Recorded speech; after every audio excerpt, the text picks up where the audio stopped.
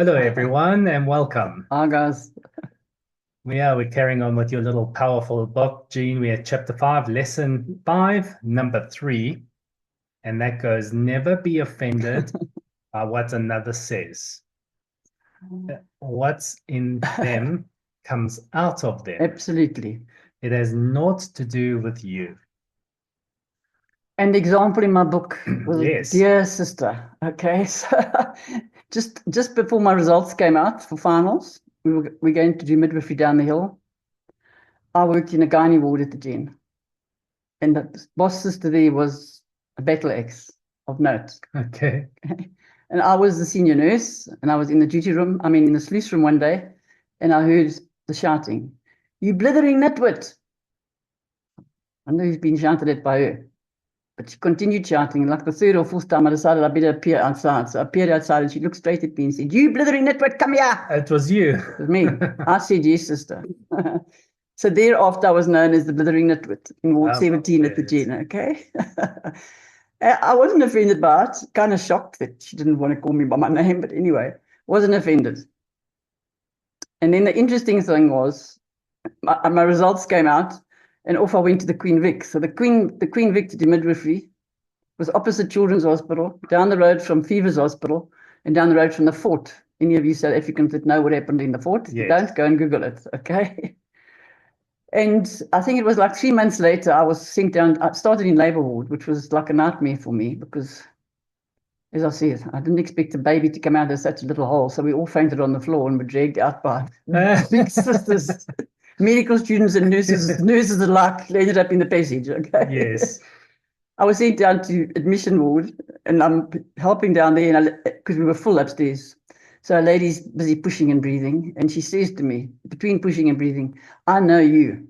Oh. I'm saying, "No, I don't know you." She says, "Yes, you're the blithering nitwit that worked in Ward 17.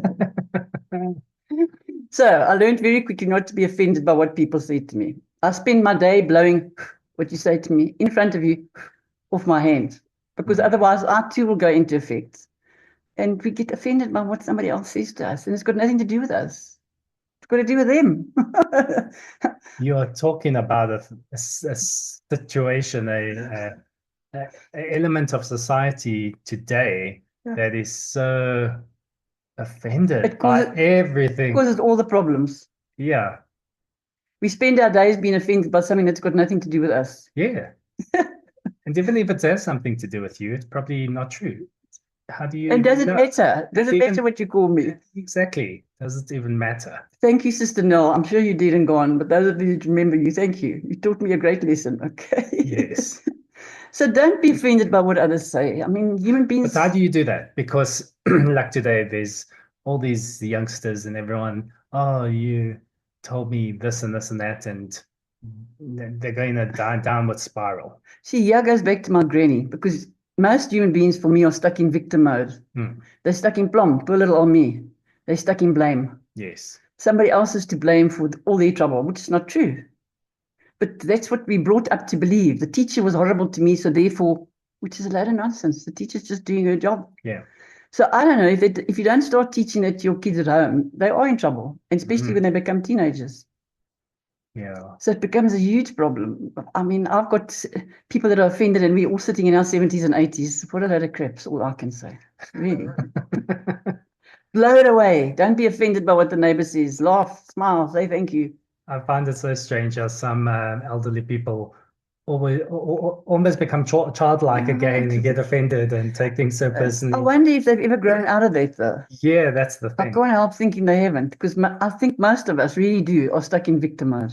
You assume that because you're older, yet you're more Yes, wise, yes. but that's not No, because necessarily they've the never case. practiced it. They've been Yes, offended by everybody all their lives. yes, exactly. No, what comes out of somebody is in them. So let's talk about that for a Hmm, moment, because that's a big thing. yes. Because what I speak, say, and the way I say it, that's coming from something that core um, thing going on inside. Yes. It's not your stuff. The problem with that is like at 90% of deathbed, you've got anger, regret, blame, guilt, resentment. Yes. Okay. So where do those all come from? They come from a wound within us. Mm. And until we look at that wound within us and realize that Michael's got 10 wounds, this bigger files than mine, and you've got the same wound as me, and guess what? Then one over there's got the, how did they survive? Because we think we're alone. We're the only one on earth that can probably, with 8 billion people on earth, guys, wake up, wake up, wake up. I don't think there's one new problem on earth, but we have to look at that wound. Hurting people hurt people. That's right, yes. So I keep saying that. People say, but how can somebody look how horrible they've been? Yes, they have never looked at their wounds. I did prison ministry, and in South Africa, we've got very little rehabilitation in the prison. It's terrible. I don't know about overseas, America. I mean, you know, life sentences are 23 years, 25 years. You can get out after 23. But if you've not had any rehabilitation whatsoever, what's the point? What's the point of it all? You just sit quiet in prison. Yeah, you're sitting quietly in prison and somebody's dealing with drugs over the fence. I don't know. I don't understand us all. I think we're nuts, okay? We all the good books say love your neighbor as yourself. How can you love your neighbor if you don't know who you are? Because you can't love yourself until you know who you are. Correct. I don't know. So murder, rape, and pillage carries on, and it goes back to you, Michael, being a male. Not me on my head, not me on my bumper. Woman unite. Yes. I'm not offended by that. Good. I'm so pleased. I'm so pleased. I'm not a feminist. Yeah. Yes. Taking offense. Yeah. What happens internally when that happens? And how do we nip that in the bud? I think it comes from I'm not good enough. So I get offended by what you say because I don't think I'm good enough. I think that belief system once again. I'm not good enough. That's the belief system that you said something, it hit that nail on the head, which triggered that, and then I have that childish. I'm not good enough. I don't count. All those things come crawling back again. Yes. And that goes back to the wound. Yeah. And going back to realizing, why am I not good enough? Where did this come from? Where did it start? And how do I change that? Yes, how do I change it? You change it by becoming conscious enough to know that's a load of crap. Correct. I've done the best I can with what I've done, and if I haven't, I'm taking that step forward this very day. That's it. And I'm going to do it. And tomorrow, I'll practice it. Yes. I don't know another way. Don't know another way. And when you actually sit down and look at it, when someone screams and shouts at you, and you analyze it afterwards, you're going to go, oh, wait a minute. They weren't screaming and shouting at me. Nothing to do with you. Yeah, they were just inside expressing something from inside of them, and you were just there for them to take it out. And back into blame mode. Somebody's to blame for their pain. Yeah. We are strange creatures. My question is, how many more millions of years do we do this for? As long as it takes for us to wake up. Yes, and you can wake up in a second, okay? That's it. I woke up in a second after many years. And then you see the absurdity of the whole thing, and you can see the circus that we're living in. Yes. It's quite fascinating. Repetitive holes that we fall in over and over and over. Do we never question them? Well, that's part of awakening. It's like, what's going on? Why? Why again? Why again? Why am I in such pain? Oh, dear. I don't know. I don't think we came here to be in pain. I don't. This is paradise outside here. Look at your garden.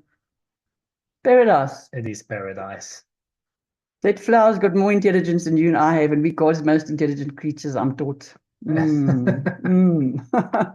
wonder. Well, certainly are the most complex. Yes, complicated. Yes. Yes, indeed.